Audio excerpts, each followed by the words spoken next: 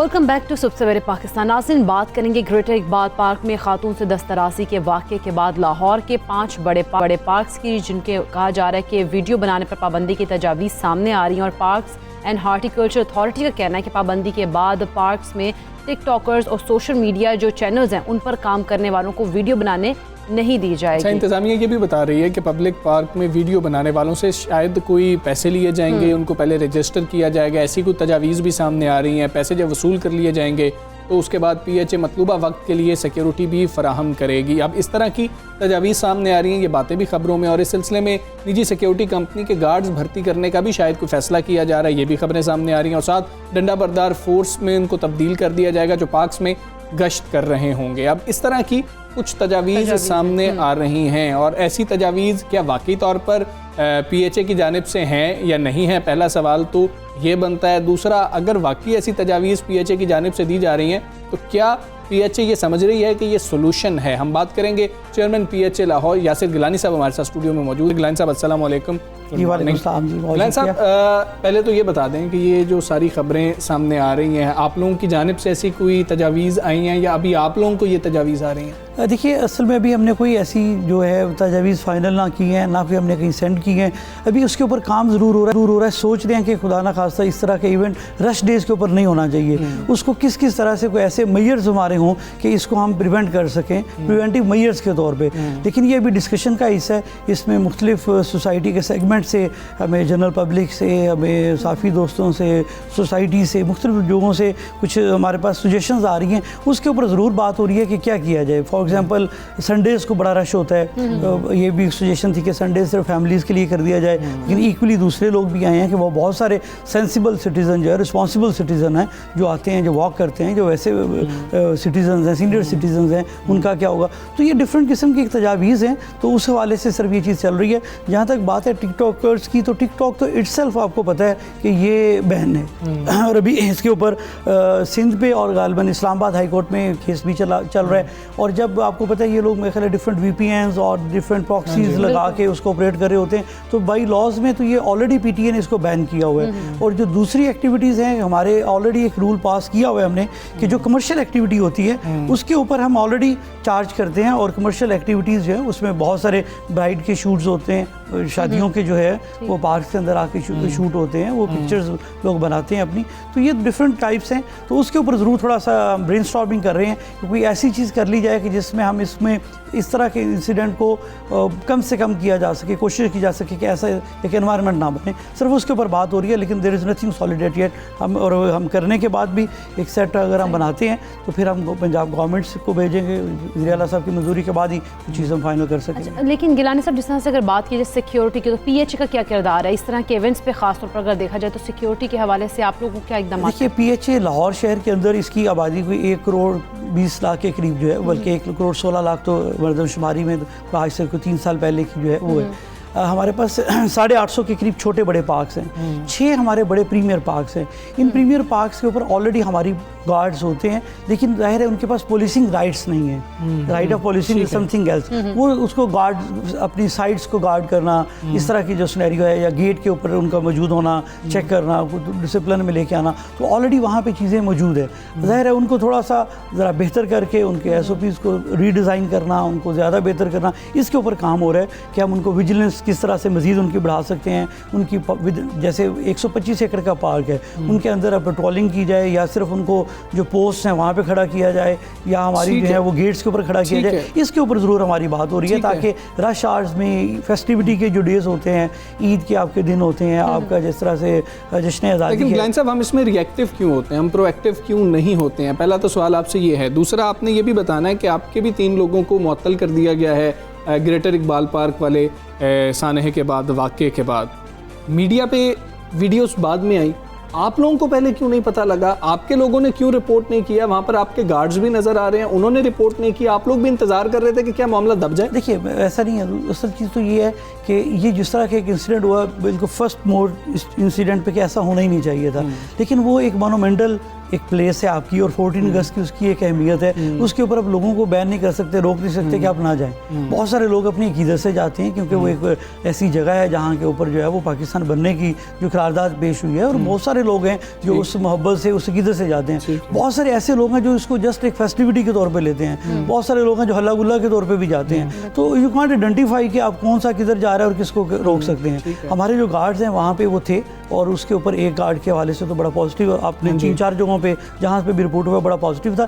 वो एक ब्रॉडर बड़े लेवल के ऊपर एक इन्वेस्टिगेशन हुई। उस इन्वेस्टिगेशन में जहाँ पे कुछ थोड़ा सा माइनर लूप होल्स था, जो लोग रिस्पॉन्सिबल थे, फॉर एग्जांपल कि ये 2 दिन पहले एक रिपोर्ट कर दी जाती कि एक एक्स्ट्रा हमें मेजर चाहिए, पुलिस फोर्स चाहिए।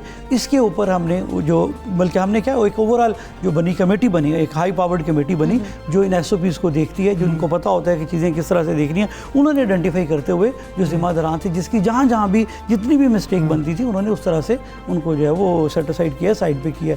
तो ये चीज़ है, आइंदा के लिए भी इसको देखा जा सकता है। लेकिन बस ये मजबूरी हमारे मुआशरे में, मैं समझता हूँ हमें ये सबके लिए, ये मेरे लिए, आपके लिए, सबके लिए शर्मिंदगी का बायस भी है। लेकिन इसमें यह है कि हमने किस तरह से आगे बढ़ना है। अभी जो इंसिडेंट हो गया उसके ऊपर देखें, पंजाब गवर्नमेंट ने जिस तरह से काम किया है और जिस तरह से उसके ऊपर बड़ी डिटेल्ड इन्वेस्टिगेशन हो रही है। 66 के करीब लोग हैं जो पकड़े गए। एक मॉब होता है ना, मॉब में आइडेंटिफाई करना, मॉब नहीं, गिलान साहब, वो एक और चीज़ ये सारी बात की बातें हैं, ये तो वो हैं जो अब पुलिस करती रहेगी, ये तो पुलिस का काम है, वो करती रहेगी, इदारे अपना काम करते रहेंगे। हमारा क्वेश्चन आपसे ये है, 14 अगस्त को ये वाकया होता है, 15 को भी रिपोर्ट नहीं होता है, ये 16 को भी आप लोग रिपोर्ट नहीं करते हैं, आपकी तरफ से पुलिस को कुछ नहीं कहा जाता है, आपके गार्ड्स वहाँ पर मौजूद हैं, उन्होंने भी आके रिपोर्ट नहीं किया, उन्होंने भी अथॉरिटीज़ को नहीं बताया। देखिए, गार्ड जब वीडियो सामने आई है ना, बिल्कुल आपकी बात ठीक है कि 15 तक उस तरह से हाईलाइट नहीं हुआ। जब वीडियो सामने आई है, कोई भी चीज़ है जब आपके सामने सरफेस पे आती है, उसके बाद ये चीज़ अपीयर होती है, और वो जो चीज़ हमारे तक नहीं आई है, उसी वजह से 2-3 लोगों को उसको बदल किया गया है। लेकिन अगर देखिए, फ़र्ज़ करें उससे पहले भी आ जाती, 2 दिन पहले आ जाती है, इमीडिएटली भी आ जाती, तो एक इंसिडेंट हुआ है, ये उस तरह से उतना मैटर नहीं करता कि आपके 2 दिन बाद आ रही है, 1 दिन बाद आ रही है। लेकिन ये कि एक इंसिडेंट हुआ है, उसको ऊपर रिएक्ट होना चाहिए था। जब भी आपका नॉलेज में आता है, अथॉरिटीज़ के नॉलेज में रिस्पॉन्स टाइम के ऊपर क्वेश्चन मार्क जरूर होता है, बिल्कुल ज़रूर होता है। लेकिन उसमें इसी वजह से मैंने आपको बताया ना, जो हमारे सिक्योरिटी के इंचार्ज हैं या जो उस एरिया के इंचार्ज हैं, उनको इसी वजह से जो उनको डिसमिस किया गया, इसी वजह से किया गया कि उनका रिस्पांस टाइम ठीक नहीं था, उनका प्रोएक्टिव रिएक्शन, इसके ऊपर रिएक्ट टाइम जो है, रिएक्शन टाइम वो इतना पॉजिटिव और इतना एक्टिव नहीं था, इस वजह से उनके ऊपर किया गया। लेकिन गिलानी साहब, जिस तरह से कहा गया ना कि 2 से ढाई घंटे ये जो तमाम इंसिडेंट है ये होता रहा है, तो वहाँ पे जो गार्ड मौजूद थे, क्या उनके पास इतने राइट्स नहीं थे कि वो उसी टाइम रिपोर्ट करते? देखिए, उसमें काफ़ी सारी चीज़ें हैं, फिर वो इन्वेस्टिगेशन पे चली जाएंगी, वो कॉल्स होती रही हैं, 15 पे भी किया उन्होंने बताया भी, लेकिन शायद इसका वो टाइम ड्यूरेशन भी इतना नहीं था। वो 2 से ढाई घंटे उन्होंने शुरू किया, जहाँ वो एक ईजी इन्वायरमेंट थे, वहाँ से भी शुरू हुआ कि जब वो शुरू में एक सेल्फीज़ हो रही थी या एक लाइटर मोड पे वो अपना एक जो प्रोग्राम जिस प्लान के तहत वो कर रहे थे, शायद वो वाला हिस्सा भी उसमें शामिल है। जहाँ पे ये प्रॉब्लमेटिक एरिया शुरू हुआ है, जहाँ वो मीनार के वो ग्रिल वाली साइड पे हुए हैं, वहाँ पे जाके शुरू हुआ, और वहाँ पे फिर गार्ड ने वो खोल के, हालांकि वो रिस्ट्रिक्टेड एरिया है, वो खोल के उनको अंदर भी कर दिया और थोड़ी देर के लिए वो सेफ रहे। लेकिन इवन देन वो जो मॉब है, फिर वो क्रॉस ओवर की है, इवन बार्ब वाइड थी, उनके ऊपर से जाके जब क्रॉस ओवर हुआ है, तो सिचुएशन वहाँ पे जाके ज़्यादा गड़बड़ हुई है, और उसका टाइम गालबन को 15-20 मिनट। साहब, कुछ मामलात मजीद हो रहे होते हैं, हम पार्क्स के अंदर आमतौर पर देखते हैं, PHA के अंडर आ रहे होते हैं, लोग प्रैंक करते हैं, जाके ख़वातीन को छेड़ रहे होते हैं वहाँ पे प्रैंक की सूरत में, और बाद में अगर वहाँ पर कोई बदमज़गी हो जाती है तो बताया जाता है जी वो कैमरा लगा हुआ है, आप हाथ हिला दें या ये कर दें या वो कर दें। इन चीज़ों को कैसे कंट्रोल किया जाएगा? ये अभी तक आज की तारीख तक ये प्रैंक्स पार्क्स में से आ रहे होते हैं। देखिए, ये वाली चीज़ बिल्कुल आपने सही आइडेंटिफाई किया, और जो बात की चल रही है ना, हमारे पास जो सजेशंस आ रही हैं वो इस हवाले से भी है, और ये बहुत, अब इनकी जो नोयत है ये बड़ी डिफरेंट हो गई है। एक तो बड़े नॉर्मल लेवल के हैं, बिल्कुल लाइट से हैं, और उससे जाके बड़े एक्सट्रीम लेवल पे भी हैं, और बहुत सारे ऐसे हैं जो जूमानी किस्म के वहाँ पे बात होना शुरू हो गई है, और हमारे माशरे के अंदर जो अलाउ नहीं करती हैं चीज़ें, जो हमारे माशरती इक़दार से मैच नहीं करती हैं, ये वो चीज़ें भी होना शुरू हो गई। इनके ऊपर हम ज़रूर कोशिश कर रहे हैं कि इस तरह की चीज़ बनाई जाए कि ये जो लोग हैं, जो यूट्यूबर्स हैं, जो प्रैंक वाले लोग हैं, इनको कम से कम इस हद तक कंट्रोल किया जाए कि वो उन लिमिट्स को क्रॉस ना करें जो कम से कम हमारी माशरती एक हदूद होती हैं, जो अखलाकी हदूद होती हैं। इसके ऊपर ज़रूर हम जो बात कर रहे हैं, जो आपने शुरू में किया था, इसके ऊपर हम लोग कोई अपनी तजावीज़ बना रहे हैं कि इनको हम किस तरह से कंट्रोल किया जा सकता है। अच्छा, सिक्योरिटी बढ़ाई जाएगी क्योंकि आप लोग पॉलिसिंग तो नहीं कर सकते हैं, तो क्या ये तजावीज़ क्या है? किस तरह के सिक्योरिटी गार्ड्स होने चाहिए? उन पर थोड़ा सा बजट ज़्यादा आप मांग लेंगे कि हमें दे दें ताकि हम लोग खुद भी कुछ देख लिया अभी करें। रात को लेट नाइट जो है वो मेरी बात हमारे डीजी और मैं डिस्कस कर रहे थे, तो वो यही था कि हम इसको, क्योंकि हमारे जो बड़े प्रीमियर पार्क्स हैं इनके ऊपर जो इन एंड आउट है फुटफॉल है वो बहुत ज़्यादा होता है, तो इसलिए हम ये कोशिश कर रहे हैं कि वहाँ पे सिक्योरिटी जो पर्सनस हैं और जो रश आवर्स हैं उनके ऊपर उनकी तादाद बढ़ा ली जाए। और दूसरा ये है कि हम बात करके या तो पुलिस डिपार्टमेंट की डिप्लॉयमेंट करवाई जाए उन दिनों के अंदर, या फिर यह है कि अपने लोगों को कुछ पुलिसिंग राइट्स मिल जाएं ताकि वो चीज़ें जो इंसिडेंट है उसको रोका जा सके। इसके ऊपर हमारी रात को बात हो रही है और ये वाली तजावीज़ है जिसके ऊपर हम बात कर रहे हैं और उसके बाद गवर्नमेंट ऑफ पंजाब से हम फाइनल करने के बाद इसको फाइनल करेंगे। बिल्कुल ठीक है यासिर गिलानी साहब, बहुत शुक्रिया आपका सुबह पाकिस्तान साहब ने। और आप बता रहे थे कि जो भी तजावीज़ हैं वो उनको अभी मुरतब किया जा रहा है, उन पर ब्रेनस्टॉर्मिंग की जा रही है और फिर अभी हतमी तजावीज़ पेश की जाएंगी। अभी तक कोई तजावीज़ ऐसी पेश नहीं की गई हैं कि दाखिले पे पाबंदी लगा दी जाए, ये कर दिया जाए। अभी सिर्फ सोचा जा रहा है इसके ऊपर, तो फिर जो तजावीज़ दी जाएंगी वो भी हम आपके साथ शेयर करेंगे जिस वक्त PHA लाहौर की तजावीज़ दे रही होगी। लेकिन मामला यही है कि अगर चलें एक पार्क के अंदर फिर भी शायद कोई रुकावटें हो जाएंगी, वहाँ पर कुछ गार्ड्स भी आ जाएंगे, कुछ पाबंदियाँ भी लगा दी जाएंगी, हमारे जो अखलाकी अक़दार हैं उनके ऊपर क्वेश्चन मार्क फिर भी मौजूद रहेगा कि हमने क्या किया ज़ाती तौर पे। और मैं फिर रिक्वेस्ट करूँगा उन पेरेंट्स से, अपने बच्चों की निशानदेही आप खुद करें उन वीडियोज़ के अंदर, आप तो पहचान सकते हैं कि हमारा बच्चा यहाँ पर मौजूद है। और वहीं से फिर उनकी तरबियत का सिलसिला भी शुरू होता है कि उनकी तरबियत पे बहुत ज़्यादा आप लोग फोकस करें, क्योंकि बच्चे की तरबियत जो वो घर से ही होती है। बिल्कुल अच्छी तरबियत करेंगे तो ऐसे मुआशरे में जो है ना इंसिडेंट्स नहीं होंगे। खैर हम आगे बढ़ेंगे।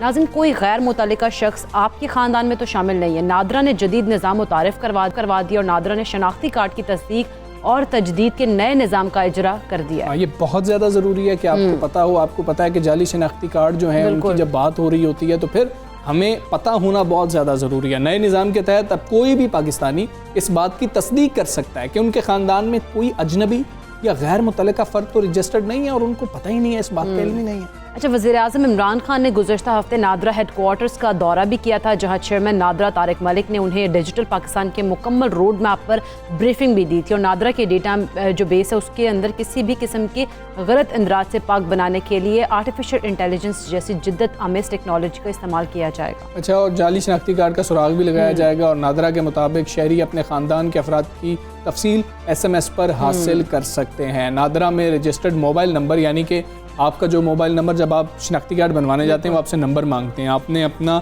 नंबर वहाँ पर रजिस्टर करवाया होता है, किसी भी ख़ानदान के फ़र्द का हो तो वो आपने वहाँ से मैसेज करना है 8009 पर। शनाख्ती कार्ड नंबर और ख़ानदान की मालूमात आपको हासिल हो सकेंगी। बड़ा इजी है, आपने शनाख्ती कार्ड नंबर लिखना है, स्पेस देनी है और तारीख़ इजरा जो है उस शनाख्ती कार्ड नंबर की वो आपने आगे डालनी है। लेट्स सपोज वो है 14 अगस्त 2021, तो आपने पहले अपना शनाख्ती कार्ड नंबर लिखना है और फिर ये आगे लिखना है। आप मैसेज करेंगे, पूरी तफसील आपको आ जाएगी कि आपके ख़ानदान के जो हैं कौन कौन से लोग रजिस्टर्ड हैं। इससे आपको आइडेंटिफाई करने में आसानी होगी और लाजमी तौर पर ये हम सबको करना चाहिए। मैंने तो ये खैर सुबह जो है मैं कोशिश कर रहा था कि ये मैं कर सकूं और मैंने कोशिश भी की, लेकिन अभी मुझे खैर उस तरह का मैसेज जो है ना वो जवाब उस तरह से नहीं आया। वो कह रहे थे कि शायद तारीख़ इजरा गलत है, तो वो मैं उसको दोबारा देखने की कोशिश करूंगा। आप लोग भी कीजिए। और साथ सिम कार्ड्स, ये बहुत इंपॉर्टेंट है, हमें पता ही नहीं होता हमारे नाम पे कितनी सिम है। बिल्कुल, हाँ, ये हमें जानना बड़ा ज़रूरी होता है क्योंकि बहुत सारे जो है ना आपकी ID कार्ड जब आप कहीं पे देते हैं,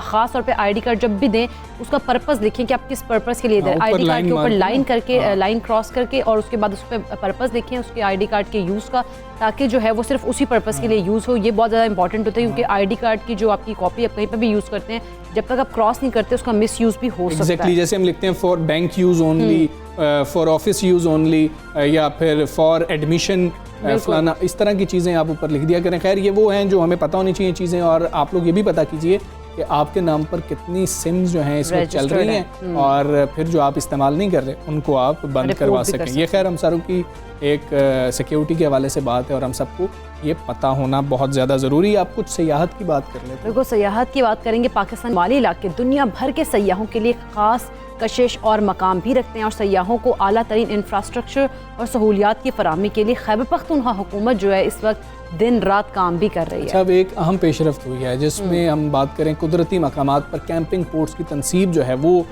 शामिल है और कैंपिंग यूनिट सयाहों को तमाम सहूलियात मुहैया करते हैं जो शुमाली इलाकों की फितरत और खूबसूरती के साथ साथ राबते में रहने का हैरत अंगेज़ तजर्बा भी फराहम करते हैं। अच्छा, अच्छी खबर हमजा यहाँ पर यह भी है कि सूबाई हुकूमत ने मुख्तलिफ सयाहती मकामात पर मज़ीद 10 मकामात पर कैंपिंग पोर्ट्स जो है उनका लगाने का ऐलान किया है। इसके इक़दाम का मकसद जो है आइंदा सीज़न में सयाहों को ज़्यादा से ज़्यादा बेहतर सहूलियत फराहम करना अगर कोई सयाह इस पुरफज़ा मकाम पर बने पोर्ट्स में जाकर रहना चाहता है तो महकमा सयाहत की वेबसाइट से ऑनलाइन बुकिंग करवाई जा सकती है। और कैंपिंग पोर्ट्स 2 और 4 कमरों पर मुश्तमिल हैं, जबकि उनमें बाथरूम और बावर्ची खाने समेत दीगर रिहायशी सहूलियात भी मुहैया कर दी गई हैं। अच्छा, ये बहुत ज़्यादा इंपॉर्टेंट थी क्योंकि वहाँ पर ऐसी जगहों पर हम लोगों को देखते हैं कि अब दिल तो करे जाने का है। इंशाल्लाह नेक्स्ट हम प्लान करेंगे कि इतनी अच्छी जो सहूलियात दे रहे हैं हम लोग भी इससे फ़ायदा उठाएँ। खैर, सूबाई कल्चर एंड टूरिज़म अथॉरिटी का कहना है कि सयाहती मकामात पर मकामी अफराद को मुख्तलिफ मनसूबे शुरू करने के लिए कर्ज भी दिए जाएंगे, जिससे रोज़गार के मौके भी बढ़ें।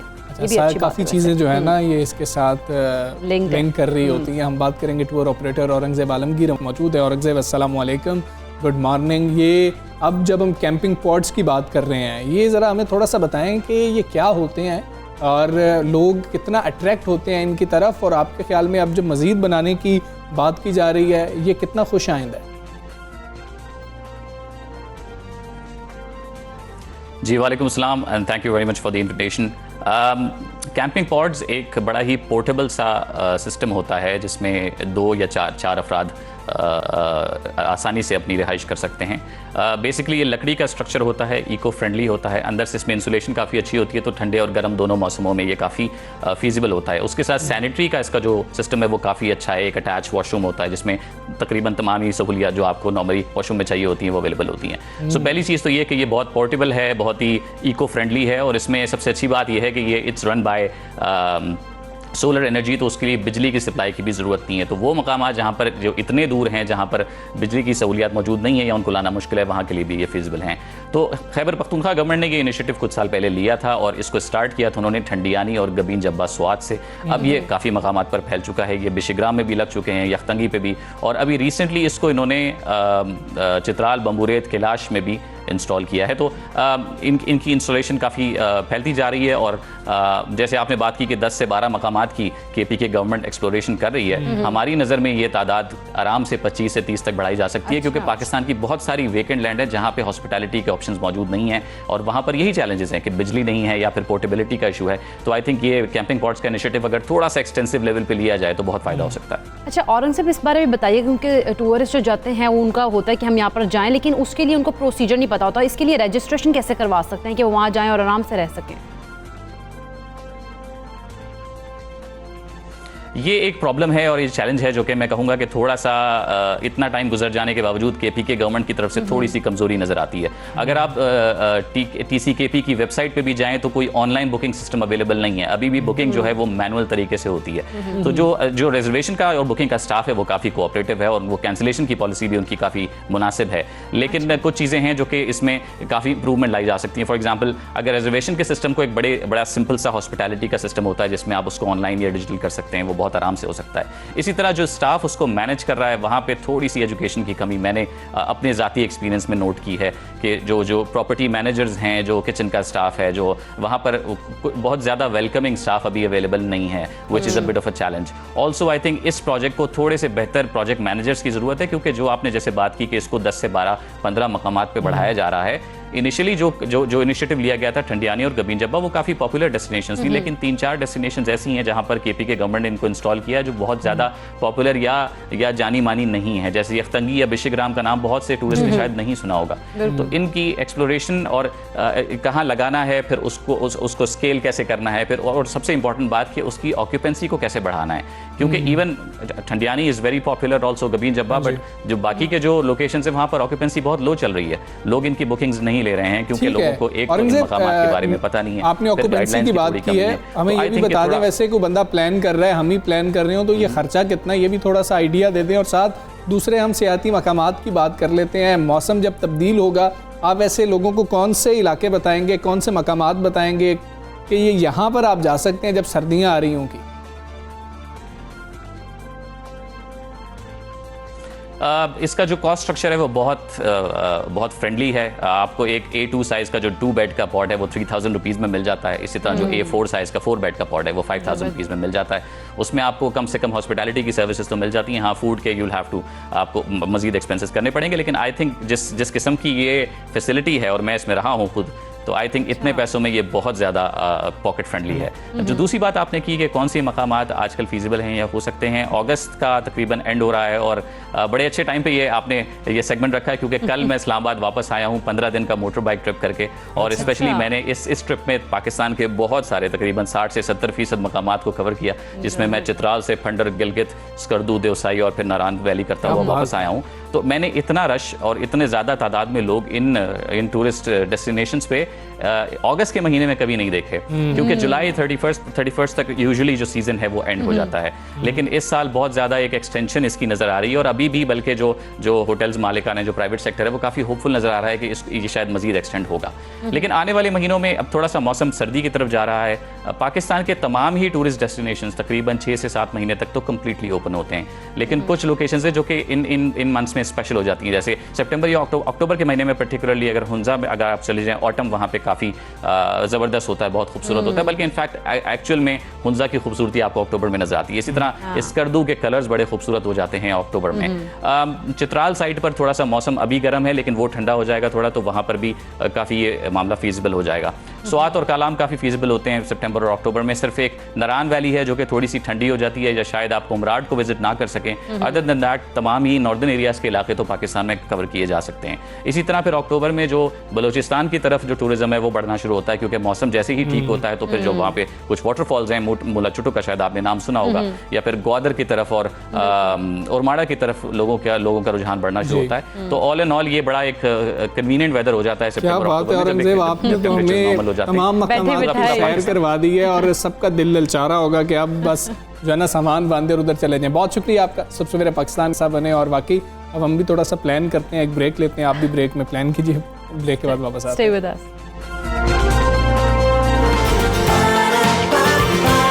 सुबह सवेरे पाकिस्तान।